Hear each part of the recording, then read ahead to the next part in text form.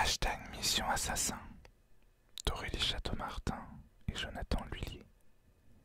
Lecture chuchotée numéro 4. Chapitre 10 à 12. Chapitre 10. Ashvin. Quand Kian relâcha un peu sa main et qu'Ashvin comprit que le danger potentiel était passé, il repoussa brutalement le bras de l'autre adolescent. « Tu fous quoi là ?» chuchota-t-il énervé. « Je voulais simplement que tu évites de faire du bruit pour ne pas nous faire repérer, » expliqua Kian. Il paraissait calme, pourtant il était évident que quelque chose n'allait pas. « On aurait plutôt dit que tu essayais de m'étouffer. » Ashvin respira profondément et tenta de se détendre. « Juste, la prochaine fois, vas-y moins fort, » dit-il simplement. « C'était quoi? Tu verrais ta tête. » Mr. Finnegan. « Attends, tu veux dire que Finnegan vient de partir? Donc ses appartements sont vides, c'est génial !» La moue qu'affichait Kian lui indiqua qu'il n'était encore et toujours pas d'accord avec lui. « Je suis plutôt pour le suivre, » souffla le bel Irlandais. « J'espère que tu plaisantes, c'est de la folie !» Pour tout te dire, je suis d'accord avec toi, concéda Kian, presque à regret. Cependant, étant donné l'heure qu'il est et la tenue qu'il portait, il prépare quelque chose de louche. Désolé, mais nous n'avons pas le temps de réfléchir davantage. Je vais le suivre. Tu peux rester là si tu veux, mais je préférerais te savoir à mes côtés. Ouais, pour pas que je fasse de conneries une fois tout seul, ou bien pour... Kian posa son doigt sur les lèvres d'Ashvin avant de le retirer brutalement. Écoute, Ash, je trouve simplement qu'on forme un duo efficace. Tu n'es pas d'accord avec moi? Bon, ok. Il faut se dépêcher alors. On a déjà perdu assez de temps à bavasser. On y va maintenant. Sinon il va nous filer entre les doigts.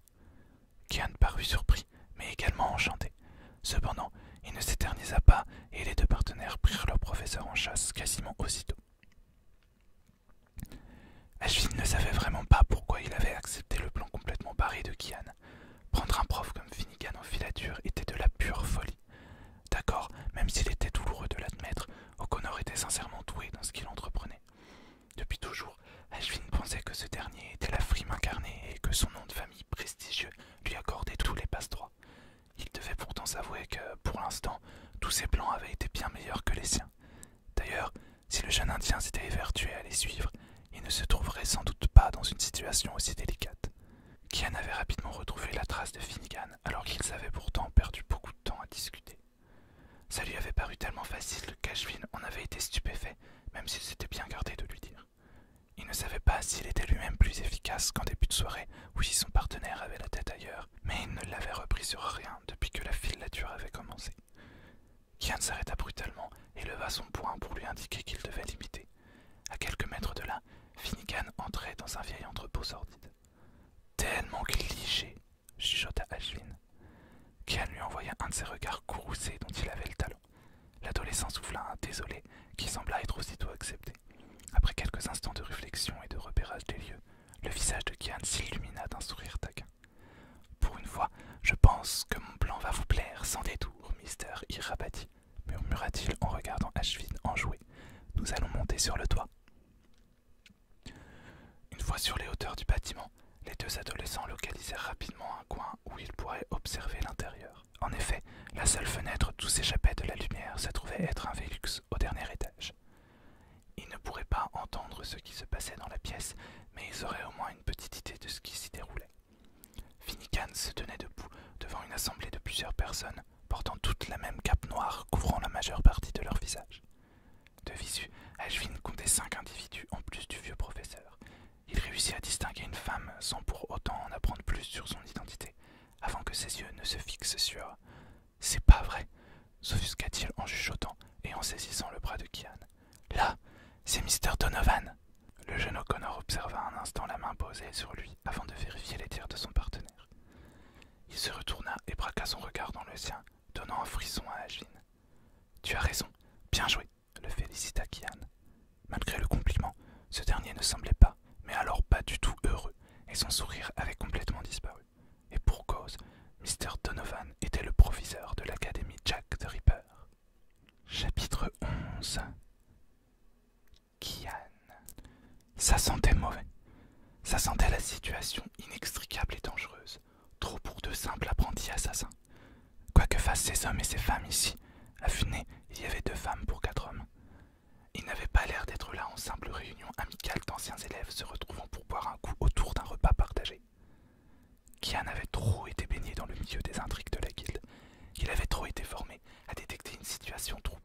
s'en rendre compte.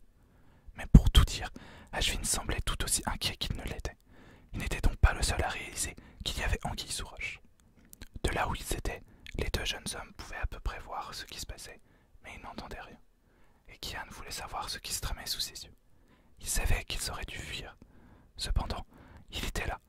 Il avait devant lui ce qui ressemblait fort à un complot. Il était hors de question qu'il fasse demi-tour.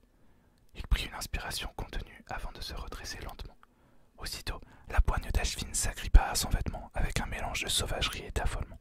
« Tu fais quoi ?» souffla celui-ci. Kian retint difficilement un frisson de délice. Ashvin avait beau tenter de lui arracher le bras avec ses doigts accrochés à lui comme un chat sur le point d'être jeté dans une bassine d'eau, il ressentait ce contact comme infiniment agréable. Il tourna lentement ses yeux vers son compagnon, croisa son regard un peu fiévreux. C'était l'anxiété qui brillait dans ses iris, en aucun cas l'amour inconditionnel que le jeune O'Connor eût souhaité y découvrir. Mais il y avait quelque chose qui avait changé dans les pupilles d'Ashvin. Ses prunelles n'étincelaient plus de ce mélange de colère et de mépris qu'il y avait toujours trouvé. Kian pouvait y lire un mélange de confiance et de peur qui le troubla infiniment. Il détourna nerveusement la tête, offrit à son camarade un sourire confus. « Ce qui se trame ici est suspect, » expliqua-t-il à voix basse. « Il nous faut savoir ce que complotent ces gens. » Ashvin le fixa comme s'il était devenu fou. Tu veux dire, t'as pété une turite ?» Kian émit un sourire penaud. « Reste ici, Ash, dit-il fermement. Tu surveilles les environs, tu notes tout ce qui bouge, et si les choses venaient à mal tourner, s'il te plaît, va prévenir mon père. » Ashvin fronça les sourcils et fit une moue de dépit. « Tu dis des conneries, ça ne peut que mal tourner. » Kian lui répondit d'un sourire rassuré. « Je suis prêt à prendre le risque, je crois que je peux y arriver. » Ashvin déglutit très visiblement. « Tu crois ou tu es sûr de toi ?» L'idée qu'il puisse s'inquiéter pour lui fit chaud au cœur et lui donna la force nécessaire de se convaincre qu'il en était capable. Il s'accroupit devant son camarade, qui était resté bêtement agenouillé sur le toit, posa sa main sur sa joue, le fixant du fond des yeux. « Souhaite-moi bonne chance, » lui chuchota-t-il. Ashvin ouvrit la bouche, mais resta silencieux, apparemment très troublé par la proximité de son compagnon. Kian l'était aussi, ô combien. Il hésita un instant. Il avait envie de lui voler un baiser. Cela lui donnerait une motivation supplémentaire pour revenir. Mais on lui avait appris qu'il ne fallait pas contraindre les gens, et embrasser quelqu'un semblait relativement très intrusif, surtout qu'il était à peu près sûr qu'Ashvin n'était pas consentant. Aussi s'éloigna-t-il de lui, piteux et un peu désemparé, retenant difficilement un soupir frustré. Un instant, les yeux brillants d'Ashvin restèrent fixés dans les siens, puis celui-ci se détourna, se renfrognant infiniment. « C'est une connerie !» grommela-t-il. Kian se releva, inspira à nouveau, de toutes ses forces. Il ferma les paupières l'espace de quelques microsecondes avant de se décider. Sans ajouter un mot, conscient que si Ashvin protestait, il risquait de renoncer, sachant aussi que le temps leur était compté, il s'avança jusqu'au bord du toit et, d'un mouvement souple, s'accrocha au rebord pour entamer sa descente. Pour lui, ce genre de manœuvre était un véritable jeu d'enfant. Il accomplit quelques mètres, leva les yeux pour croiser le regard de son camarade, qui s'était allongé sur le ventre et l'observait se mouvoir avec une aisance déconcertante. Il faisait trop noir pour que Kian distingue son expression, mais il se plut à imaginer qu'Ashvin le trouvait beau, gracieux et simplement fascinant. Pas qu'il tienne à obtenir l'admiration de quiconque, surtout pas celle d'Ash, mais il ne pouvait nier qu'il rêvait de voir briller ses prunelles d'estime et d'intérêt. Se focalisant sur sa mission, il fouilla l'obscurité des yeux. La bâtisse sur laquelle il évoluait était vieille, et une fenêtre au premier étage possédait 2 carreaux cassés. C'était trop étroit pour qu'un adulte s'y glisse sans risquer de se blesser, mais Kian était mince et surtout agile. Il se dirigea vivement vers l'ouverture et hésita, lança à nouveau un bref regard vers les hauteurs. La pleine lune éclairait les toits et la silhouette d'Ashvin se découpait avec une netteté impressionnante. Kian se mordit la lèvre pour se reprendre, détourna les yeux, se concentrant sur ses gestes. Il se faufila dans l'édifice sans mal, se rétablit au sol dans un silence parfait. Tout homme possède un son qui lui est propre, et, dans la famille O'Connor, on affirmait que personne, pas même l'assassin le plus doué, ne pouvait être tout à fait silencieux. D'après le grand-père de Kian, seul un assassin informé de ce fait pouvait se fondre complètement dans le décor et se faire plus discret qu'une ombre. Les assassins ne sont qu'une bande de prétentieux se croyant invisibles et capables de se déplacer sans bruit. Un vrai O'Connor a conscience de n'être qu'un homme, rien de plus. Et c'est cette conscience aiguisée des limites de son propre corps qui lui permet d'harmoniser les sons qu'il produit nécessairement à ceux de la nuit qui l'entourent. C'était ce que Kian avait appris. C'était ce qui lui permettait d'être plus furtif qu'une chouette fondant sur sa proie. Quand on entendait un O'Connor, c'était forcément qu'on était en train de se vider de son sang. Et encore, généralement, on percevait la venue de la mort en approche avant d'avoir pu croiser le regard de son prédateur. Kian prit un court temps d'arrêt, étudiant les ténèbres autour de lui. Il pouvait entendre le son léger des voix au troisième, la course discrète d'un loir au second, le bruit lancinant d'une canalisation d'eau fêlée qui se déversait faiblement, au ralenti, sur le sol de tomates de la cave. Plic, ploc, plic, ploc. Kian se cala sur le rythme des gouttelettes et se mit en mouvement. Plic, ploc, plic, ploc. Il franchit sans difficulté l'espace qui le séparait de l'escalier, en étudia d'un seul coup d'œil la solidité. Bois moulu, marche grinçant du bord jusqu'au centre. Il posa son pied tout contre la contre-marche, appuya dessus, s'élevant vers l'étage supérieur sans en faire gémir aucune des planches le constituant. Plic, ploc, plic, ploc. Il se rétablit sur le perron, leva les yeux vers le dernier étage. Il percevait la lumière vacillante d'une lampe à huile. Il pouvait entendre les voix, reconnaissant l'accent scouse de Mr. Finnegan, la voix grave au ton parfaitement oxfordien de Mr. Donovan. Deux voix féminines se mêlaient, plus douces, mais non moins perceptibles, preuve que Kian avait bien jugé les 6 protagonistes. Il se figea un instant en croyant reconnaître la voix sulfureuse, sensuelle, de Mrs. Fawkes. Oui, ça ne pouvait être qu'elle. Comment aurait-il pu ne pas reconnaître entre mille la voix de sa tante, la seule femme de la famille de sa mère qui avait obtenu le droit d'épouser la carrière d'assassin? Celle-ci avait fait sa scolarité à Jack the Ripper en même temps que le père de Kian, dont elle était la cadette de 2 ans. Ils n'avaient jamais été proches, mais étant tous les deux membres des familles possédant un siège presque officiel au sein du conseil de la guilde, Mr. O'Connor avait été amené à rencontrer les proches de Mrs. Fawkes, et forcément, il était tombé amoureux de la blonde et parfaite sœur Benjamin de cette dernière. Et forcément, ça n'avait pas plu à Mrs. Fawkes, qui avait tenté d'empêcher leur rapprochement. Mr. Fawkes père, lui, s'était montré très enthousiasmé par l'idée que sa fille puisse épouser un O'Connor, et avait, au contraire, tout fait pour que le jeune assassin passe la bague au doigt de son enfant. Ce qui s'était fini par un mariage majestueux et 5 enfants tout aussi roux que leur mère.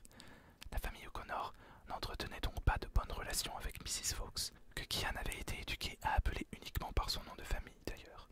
Enfant, il la nommait Aunt Elizabeth, mais on l'avait tant repris qu'il avait fini par se plier au mépris familial pour l'aîné des filles Fawkes. Il savait donc qu'entre les O'Connor et elle, il y avait un froid glaciaire qui s'était étendu avec les années. N'empêche qu'il lui avait toujours semblé que Mrs. Fawkes était une personne honnête et qu'il ne la voyait pas fréquenter ce genre de rassemblement aux allures illégales. Remarquez, Mr. Finnegan et Mr. Donovan ne lui avaient jamais spécialement paru être capables de fomenter un complot dans le dos de la guilde. Alors peut-être qu'il se trompait en croyant que leur comportement était suspect. Il inspira lentement, calmant les battements de son cœur. Il n'avait plus qu'à vérifier ce qu'il en était. Il lui suffisait pour cela de franchir la distance qui le séparait encore du dernier étage. Plic, ploc, plic, ploc. Il se faufila le long de l'escalier, se glissa sur le palier désert, plongé dans la pénombre, tout juste éclairé par ce ray de lumière qui transparaissait de la porte close derrière laquelle se déroulait l'étrange rassemblement. Son attention se focalisa sur les bruits alentours, les voix, le claquement fluide, discret des ailes d'une chauve-souris, la pétarade dans une rue lointaine d'une moto qui passait. Il posa sa main sur le battant fermé de la pièce dans laquelle se tenait ce concret mystérieux, s'approcha encore, jusqu'à coller son oreille contre le panneau de bois vermoulu. « Nous avons assez attendu comme cela !» siffla la voix de Mrs. Fawkes. « À chaque jour qui passe, O'Connor prend plus d'ascendant sur la guilde. Si cela continue, il nous sera impossible d'en prendre les rênes. »« Je suis d'accord, » répondit Mr. Donovan gravement. O'Connor a remporté l'adhésion de presque tous les membres de la guilde. Il a adroitement fait en sorte que les gêneurs soient rendus silencieux. « Je ne dis pas le contraire, » s'agaça Mr. Finnegan. « Simplement qu'assassiner O'Connor tient de la folie à l'état pur. » Le rire de Mrs. Fawkes, cruel et sarcastique, fit frissonner Kian malgré lui. « O'Connor reste un homme, » répliqua-t-elle, cinglante. « Et tout homme possède des failles. » Le cœur de Kian se serra dans sa poitrine. Ces gens étaient-ils réellement en train de conspirer contre son père? Mr. O'Connor avait beau être un assassin, il restait un homme droit, honnête et loyal, qui avait toujours lutté, comme ses ancêtres, pour le bien de la guilde. Pourquoi voudrait-il s'en prendre à lui? Sa tante encore, il pouvait le comprendre. Pas qu'il comprenne vraiment en vérité. Cependant, les drames de famille, ça existait depuis la Rome antique, pour ne pas dire depuis toujours. Mais Mr. Finnegan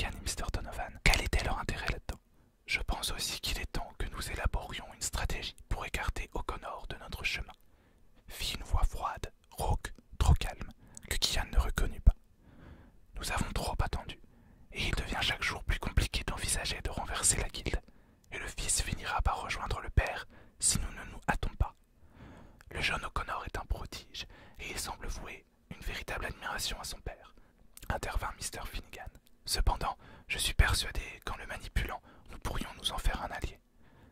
Pas tant que son père ne sera pas 6 pieds sous terre, rétorqua Mrs. Fawkes d'une voix dure. Kian ne trahira jamais Éowyn. Il a été trop formaté pour suivre un autre chemin que celui tracé pour lui par son géniteur. La seule façon de faire trembler les fondations de Kian, c'est de supprimer le mal à la racine. Nous parlons d'un enfant là, soupira la seconde femme. Ce Kian a 17 ans, il est hors de propos de l'embarquer dans nos manigances.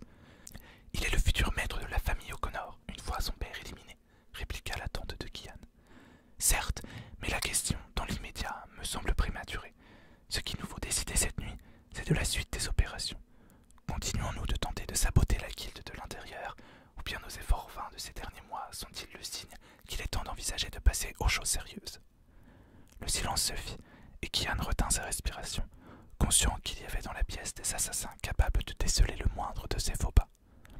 Votons, fit la voix du dernier homme, fluette mais aussi accélérée qu'une dague bien aiguisée. Qui souhaite poursuivre nos opérations actuelles? Bien, dans ce cas, il est temps d'envisager une autre approche. Kian tendit l'oreille.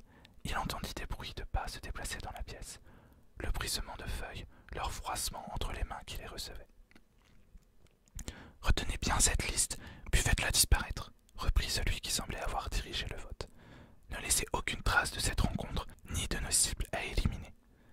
Kian frissonna, imaginant sur chaque papier le nom de son père écrit en rouge, en première place.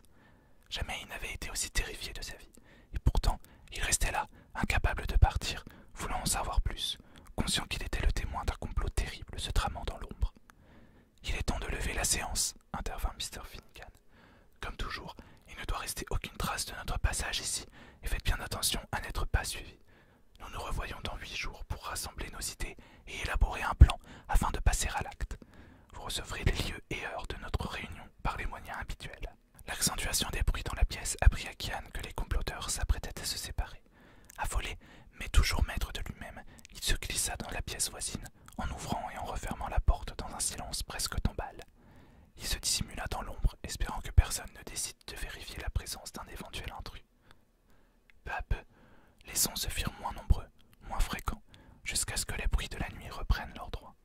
Alors, le cœur battant douloureusement dans sa poitrine, la nausée au bord des lèvres, il se dirigea vers la lucarne, l'ouvrit tout doucement, se faufila par son ouverture pour regagner le toit et la présence d'Ashvin. En le voyant, celui-ci poussa un soupir de soulagement. « Tu es là !» souffla-t-il, l'air presque heureux de le retrouver. « Ils viennent de quitter les... » Il se tut en apercevant le visage de Kian, que celui-ci imaginait blême et décomposé. Il s'approcha rapidement de lui, le fixant avec inquiétude. Naturellement, sa main se posa sur la tête du jeune O'Connor. Ses doigts effleurèrent ses cheveux délicatement, comme s'il cherchait à le calmer. « Kian !» chuchota-t-il. « Qu'est-ce qui se passe ?» Kian déglutit, ouvrit la bouche, mais ses lèvres encore tremblaient bien trop fort pour qu'il ne parvienne à dire quoi que ce soit. Un son sortit de sa gorge à mi-chemin entre le sanglot et le gémissement. Il vit les yeux d'Ashvin s'agrandir de surprise et d'anxiété, et soudain, celui-ci fit un geste auquel Kian ne s'attendait pas du tout.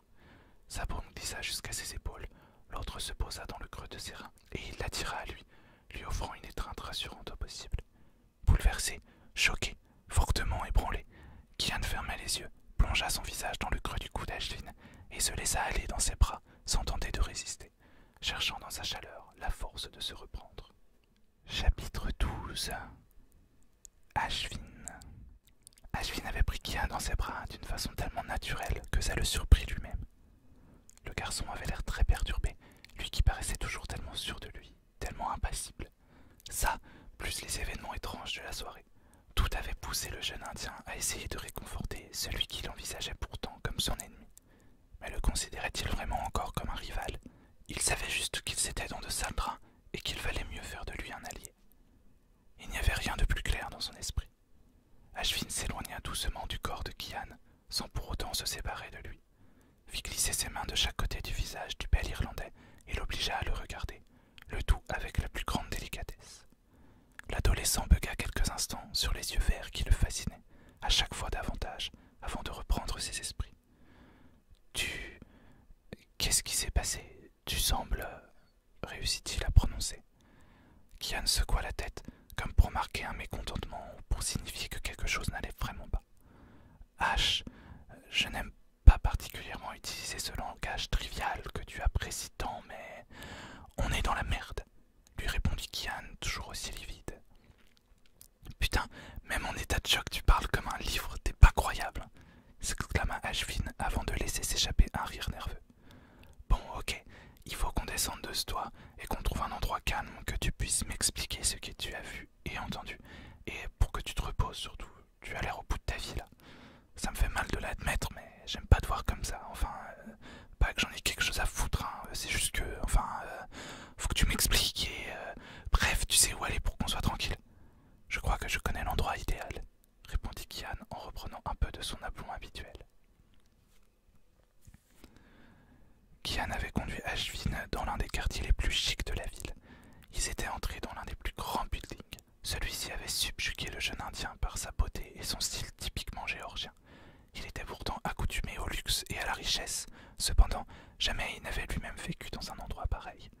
Les deux adolescents étaient montés au tout dernier étage en utilisant l'ascenseur, ancien et orné de dorures somptueuses. Puis, Kian avait ouvert l'un des appartements avec une clé qu'il possédait et en entrant un code sur le tableau électronique. En pénétrant dans le logement, Ashvin fut tellement captivé par la beauté et la grandeur des lieux qu'il resta bouche bée au milieu de ce qui semblait être le salon. « Tout va bien ?»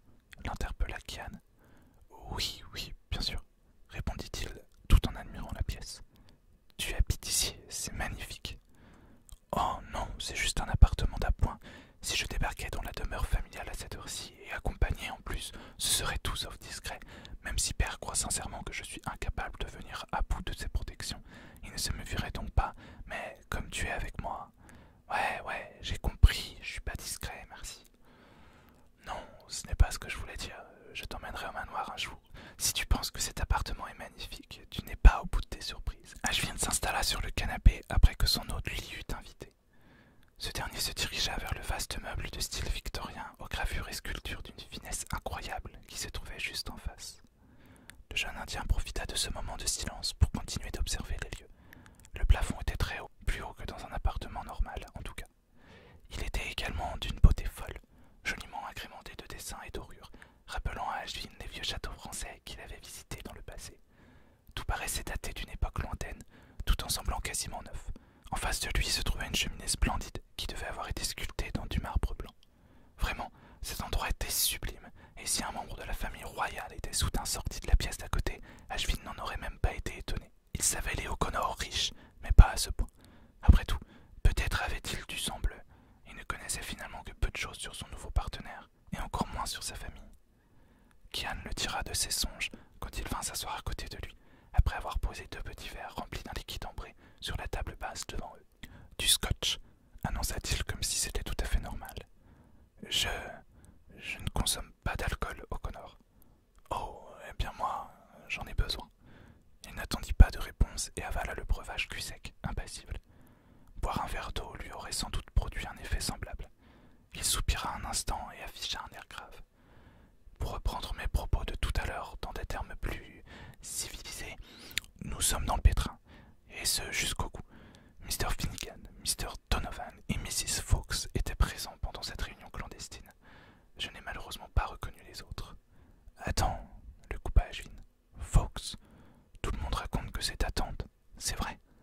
En effet, mais tu sais, les miens ont toujours été des gens compliqués. Après tout, mes 2 parents sont issus de nobles familles d'assassins émérites, et ma tante n'échappe pas à cette règle, hélas. Mais tu connais ça, les soucis de famille, je suppose. Bref, c'est loin d'être le pire. Cette réunion avait pour but de fomenter un plan pour tuer... Kian devint encore plus blanc que d'habitude, faisant ressortir toutes ces petites taches de rousseur qu'Ashvin se surprit à admirer, malgré la gravité de la situation. Il ne savait pas qui ces gens espéraient voir mort, mais O'Connor n'avait pas l'air de vouloir y croire. Le jeune Indien vint poser sa main délicatement sur l'épaule de celui-ci pour le rassurer. « Hé, ça va aller », dit-il presque en murmurant.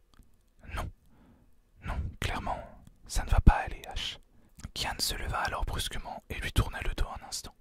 Si quelques minutes auparavant il avait semblé retrouver tout son aplomb, dans l'immédiat, ses épaules crispées et ses mains accrochées à ses mèches rousses montraient son désarroi et sa tension. « C'est mon père qu'il souhaite assassiner. » Le visage d'Ashvin se décomposa sur le champ. Il aurait voulu se lever pour rejoindre l'autre adolescent.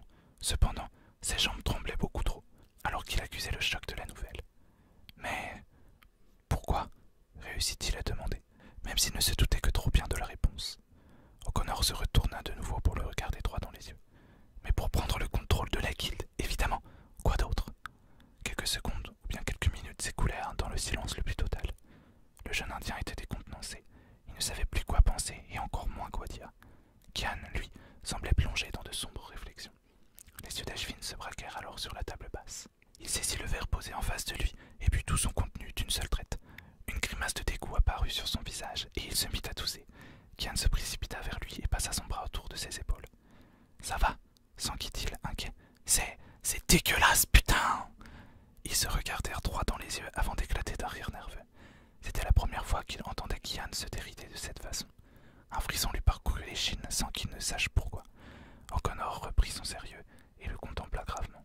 Écoute, commença-t-il, je comprendrais parfaitement que tu ne veuilles pas m'aider, car la situation est périlleuse et nous dépasse de loin. En tant que simple apprenti, tu n'es sans doute pas réellement concerné par ces événements. Aussi, si tu ne souhaites pas t'investir dans une entreprise aussi risquée que celle de déjouer ce complot, je saisirai tout à fait tes raisons. Cependant, je ne te cache pas que tes compétences en informatique me seraient d'une grande utilité pour en découvrir davantage sur les ennemis de la guilde et tenter de démanteler ce réseau clandestin qui souhaite s'en prendre non seulement à mon père, mais également à notre société secrète tout entière. Il va me falloir des preuves beaucoup plus concrètes que ma simple parole pour dénoncer des personnes aussi importantes et influentes. Mais ceci n'est pas ton combat, c'est mon père qu'on veut assassiner, pas le tien, et je vais t'aider. Ashvin ne savait pas bien pourquoi il avait lâché ces mots si facilement, bien conscient qu'il allait devoir risquer sa propre vie. Il était pourtant sincère dans sa volonté de l'assister et d'éclaircir toute cette histoire. C'est vrai, s'exclama Kian, rempli d'espoir. Le jeune Indien acquiesça avec un sourire complice, sourire qui s'effaça brusquement quand les bras de son partenaire s'enroula autour de son cou, alors que ces derniers l'enlaçaient spontanément avec une émotion visible. Il resta un instant incapable de réagir, troublé par cette démonstration de joie inattendue, mais finit par le repousser un peu. Face à lui, les yeux si verts de Kian l'hypnotisèrent une fois de plus, lui coupant le souffle. Le temps se suspendit brutalement, alors que son cœur stoppait